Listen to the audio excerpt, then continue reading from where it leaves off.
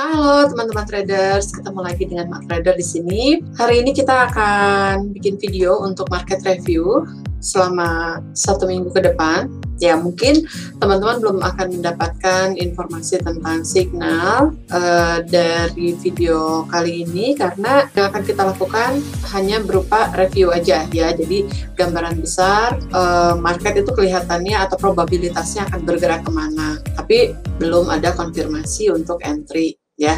Jadi sampai barusan tadi baru kita rilis satu signal yaitu CHF-JPY udah di share channel. Nah, teman-teman sudah melihat.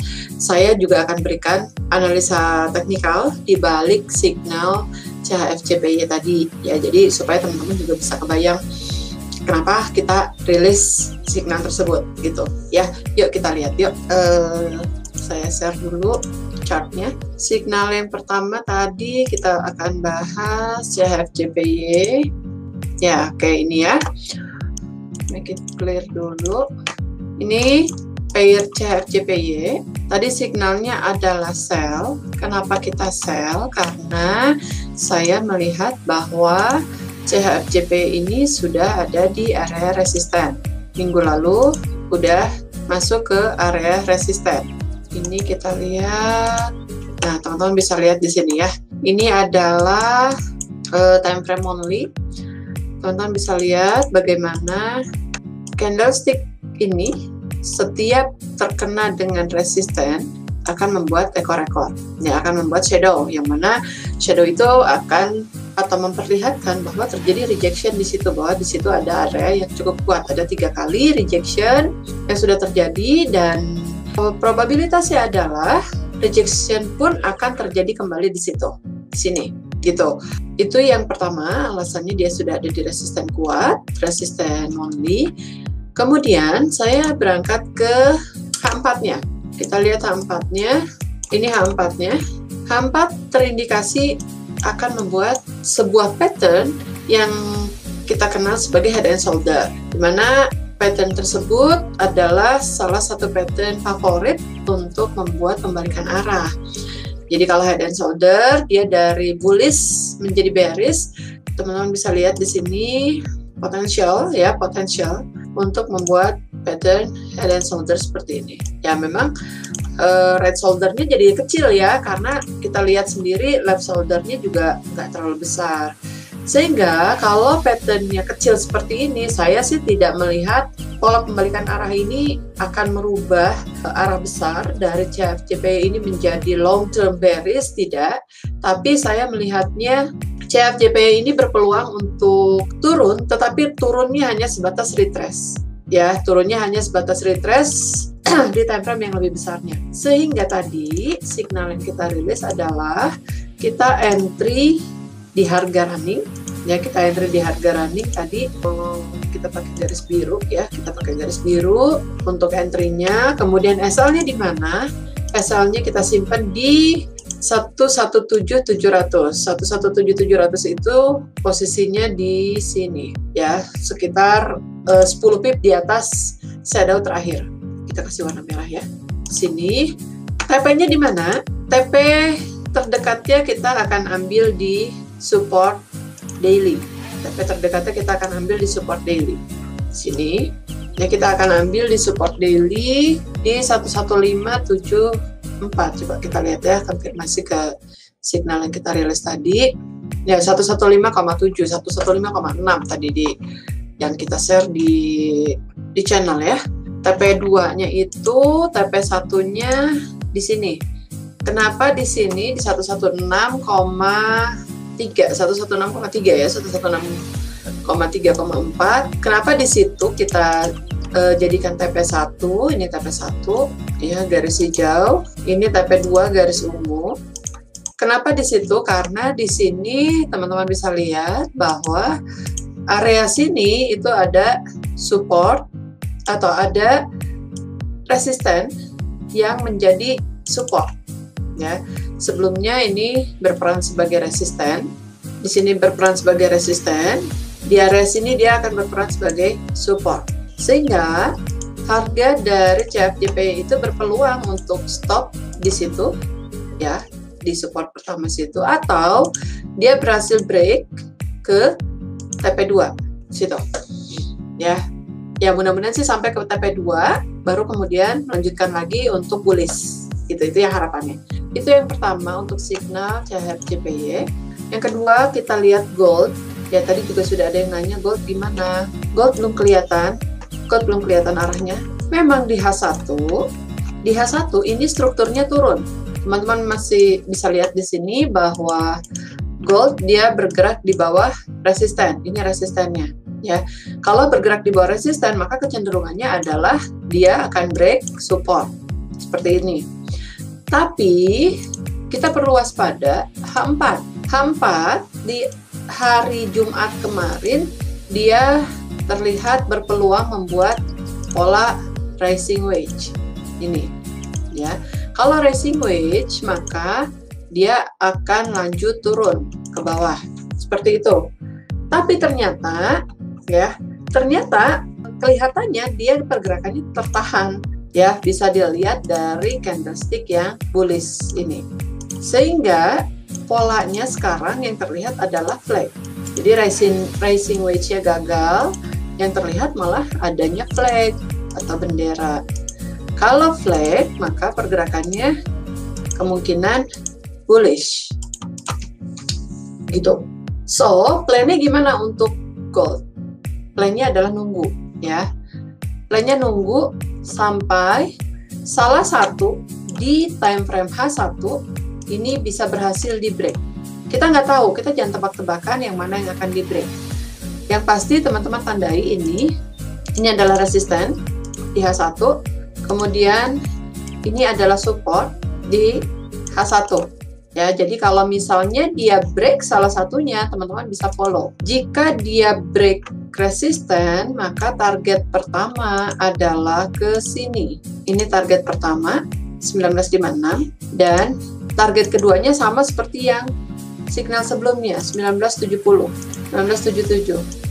ya, 1970 pokoknya 1970 sampai 1980 itu areanya.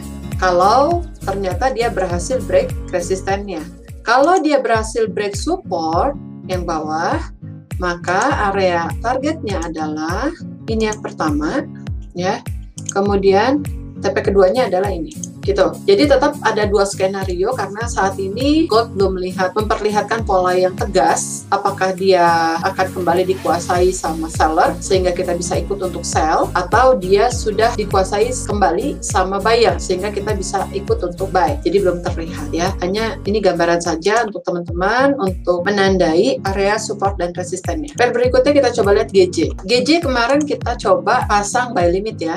Pasang buy limit tapi ternyata nggak kejemput dan dia ternyata malah membuat rectangle yang ini ya, membuat rectangle dan berhasil untuk break ke atas. Saat ini GJ itu ada di area resisten juga sama ya, ada di area resisten weekly. Ini teman-teman bisa lihat ya, ini ada resisten. Dari mana resistennya? Ini support ya, support become resisten di situ ya. Jadi GJ sedang ada di area resisten. Terus kita harus ngapain?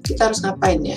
Sementara ini untuk GJ juga sifatnya kita masih wait and see ya. Kita masih tunggu dulu beberapa konfirmasi. Kalau ada konfirmasi untuk dia terlempar dari resisten, maka kita akan entry. Sekarang kalau kita lihat daily-nya ya, ini daily-nya. Sebetulnya kemarin Jumat itu dia close-nya udah bagus banget ya, close-nya udah bagus banget. Ini menunjukkan adanya rejection di area resisten ya. Jadi teman-teman kalau lihat dua candlestick ini, kalau kita blended, kalau kita gabungkan, dia akan menjadi pin bar ya, dia akan menjadi pin bar yang menunjukkan bahwa ada rejection di area resisten. Maka strateginya untuk GJ ini, sampai di H1 pun belum ada support yang di break, jadi dia peluangnya masih belum terlihat untuk bearish. Malah yang terlihat di sini adalah peluang untuk kembali bullish ya, peluang untuk kembali naik. Nah, tapi kita nggak usah berspekulasi dengan GJ. Teman-teman cukup buka H1 ya, buka H1 di sini terlihatnya. Tunggu sampai salah satu di break. Jadi triangle itu kalau garis bagian atas ya, garis atasnya ini akan bersih bersifat sebagai resisten. Sementara garis yang bawah itu akan bersifat sebagai support. Jadi sama halnya seperti gold tadi, kalau kita lihat dia berhasil untuk break resistennya, maka kita akan ikut buy dengan target setidaknya ke sini, ke area top sebelah kirinya. Tapi kalau misalnya dia break supportnya, maka ini akan cukup lumayan panjang targetnya ya.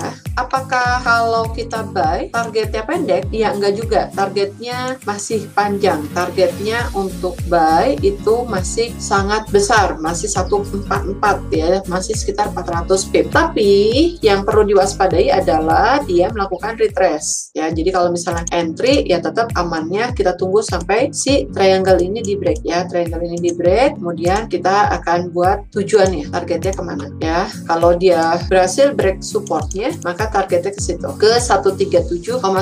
Angka-angka ini nggak terlalu fix ya teman-teman ya. Jadi saya ngajak sih teman-teman untuk ikut juga oret-oret ya, buka akun di TradingView, kemudian gunakan chart yang sama dengan analisa kita supaya teman-teman juga bisa melihat angka presisinya di mana. Karena kadang-kadang saya akan kirim signal itu berupa gambar dari MT4 ya. Nah, gambar dari MT4 itu mungkin candlesticknya itu agak sedikit berbeda dengan yang teman-teman punya. Hal itu dimaklumi karena beda broker biasanya beda gitu ya. Biasanya beda candlesticknya juga. Jadi saran saya gunakan chart yang ada di TradingView supaya lebih netral ya. Jadi untuk GJ sama statusnya masih wait and see. Kita akan tunggu salah satu yang di break. EJ, nah EJ ini minggu lalu kita setelah digonjang-ganjing ya, dia berhasil untuk sampai ke TP-nya. Kita lihat dulu dia apakah sudah sampai ke target besarnya.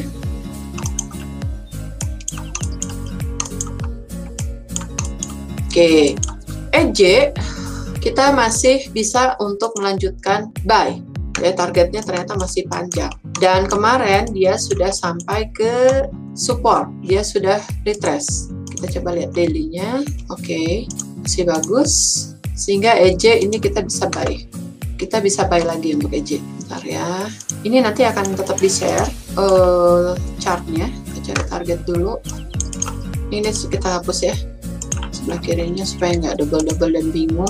Kok hilang? Ntar ya teman-teman ya.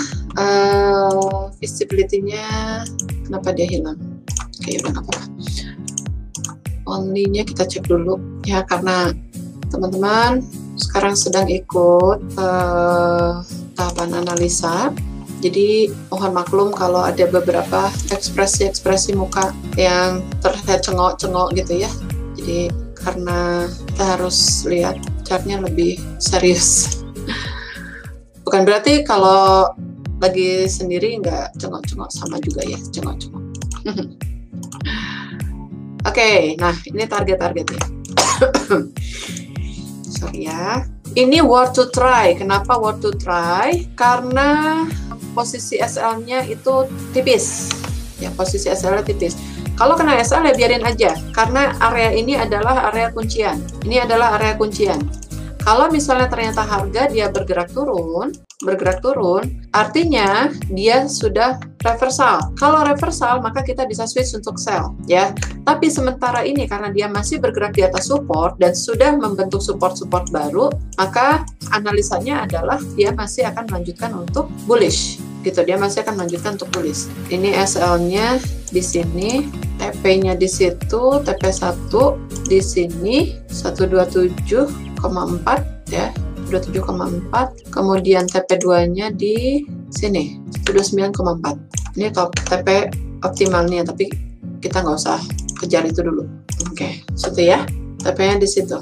TP1, ini TP2. Nah, kebayang ya untuk EJ. Kemudian satu pair lagi ya. Satu pair lagi saya mau ajak untuk lihat Euro USD. Nah, sebelum ke Euro USD tadi kita sudah analisa gold. Gold itu pasangannya dengan indeks DXY. Saya mau ajak dulu teman-teman untuk lihat DXY. Nah, lihat nih ya. DXY sebetulnya minggu lalu itu harapannya dia membuat yang namanya double bottom. Kalau membuat double bottom, maka peluangnya sebetulnya dia tinggi untuk, bentar ya, ini salah. Maka peluangnya dia tinggi untuk balik arah. Kemarin kita udah senang banget ya bahwa wih ini udah mau double bottom. Tapi ketika sampai di neckline, garis merah ini neckline-nya, atau dia bersifat sebagai resisten kuat, karena kalau dia berhasil di break resisten kuatnya, maka artinya betul DXY akan confirm balik arah. Maka ketika DXY sudah confirm balik arah dan menjadi bullish, lawannya ya termasuk juga gold itu akan turun ya. Jadi itu korelasinya, karena yang gold itu XAU USD ya, kalau DXY-nya kuat maka goldnya akan turun. Tapi ternyata teman-teman lihat sendiri di sini ya, di chartnya, setelah kena neckline dia turun. Memang turunnya masih terbatas, turunnya masih berhenti di area-area trendline. Harapannya adalah dia kembali naik dan berhasil untuk break resisten atau break neckline. Tapi kita perlu waspadai karena di sini DXY itu masih berpeluang untuk lanjut turun ke bawah. Kenapa dikatakan seperti itu? Karena di time frame yang besar, ini belum ketemu dengan yang namanya support. Supportnya masih jauh tuh ya, teman-teman bisa lihat supportnya masih jauh. Maka masih sangat mengkhawatirkan, masih sangat khawatir kalau ternyata si DXY ini akan lanjut turun sehingga menyebabkan pair-pair lawannya itu akan balik untuk bullish, termasuk gold. Itu makanya harus agak hati-hati. Nah, Euro USD kita lihat ya, ini signal yang terkena SL waktu ada pemboman, atau ada, bukan pemboman ya, waktu ada ledakan. Nah, secara struktur di H4 sebetulnya Euro USD ini sudah kembali bullish. Kenapa sudah kembali bullish? Karena ini berperan sebagai resisten atau neckline dan dia membuat double bottom ya. Malah double bottomnya di Euro USD sini ya. Turun, naik, break, retrace, kembali naik. Maka strateginya untuk Euro USD amannya teman-teman tunggu dulu sampai area resisten kuat ini di break di garis merah. Kita lihat ya, di time frame besarnya dia berperan sebagai apa. Oke, weekly-nya ya belum pada sampai ya. Jadi target besarnya itu Euro USD akan ke sini, garis biru. Masih berpeluang naik. Oke. Jadi kalau mau kita akan tunggu dia pakai buy stop ya. Buy stop di situ, SL di sini, targetnya ke atas. Garis biru. Kita akan lihat dulu ya di time frame besar. Oke, opsi pertama adalah tunggu pakai buy stop di sini. Sementara opsi kedua adalah teman-teman bisa langsung immediate buy sekarang di harga running dengan target yang sama. Ya, jadi kalau opsi pertama teman-teman perlu stop loss sekitar 160 pip ya, karena stop lossnya jadi jauh kan dari posisi entry. Sementara kalau opsi yang kedua ini teman-teman perlu 90 pip ya, dengan targetnya dengan RR 1/5, kalau yang opsi pertama di 1/2,6 gitu. Jadi on your call semuanya, terserah sama teman-teman, terserah trading style dan kepribadian juga ya. Jadi ada yang nggak mau nunggu, udah deh saya siap dengan resikonya ya, entry aja langsung nggak apa-apa. Jadi selama resikonya sudah diperhitungkan, menurut saya sih trading itu balik lagi ke kesiapan masing-masing trader untuk menerima resiko ya. Kalau ada di antara trader yang tidak bisa menerima resiko, itu justru problem, karena nggak ada bisnis yang tanpa resiko ya. Kalau ada bisnis yang tanpa resiko, rasanya semua orang akan beralih ke bisnis tersebut. Apalagi bisnis trading itu kan high gain ya. Jadi kalau misalnya mau gainnya lebih besar ya pasti harus siap juga dengan resiko yang lebih besar gitu. Ya, sekian video review singkat. Saya nggak akan panjang-panjang, singkat aja. Dari hari ini, tanggal 17 Agustus, mudah-mudahan bisa memberikan insight baru untuk trading teman-teman. Ada beberapa peluang yang kita bisa immediate, bisa langsung entry, tapi ada juga beberapa peluang yang perlu nunggu momen lebih clear, lebih jelas ya. Mudah-mudahan video ini bermanfaat untuk teman-teman semua. Terima kasih sudah spare waktunya untuk melihat video ini. Jangan lupa subscribe ya, subscribe supaya teman-teman bisa dapat info video-video lain yang terkait dengan trading, supaya bisa membantu teman-teman dalam tradingnya sendiri. Oke, terima kasih.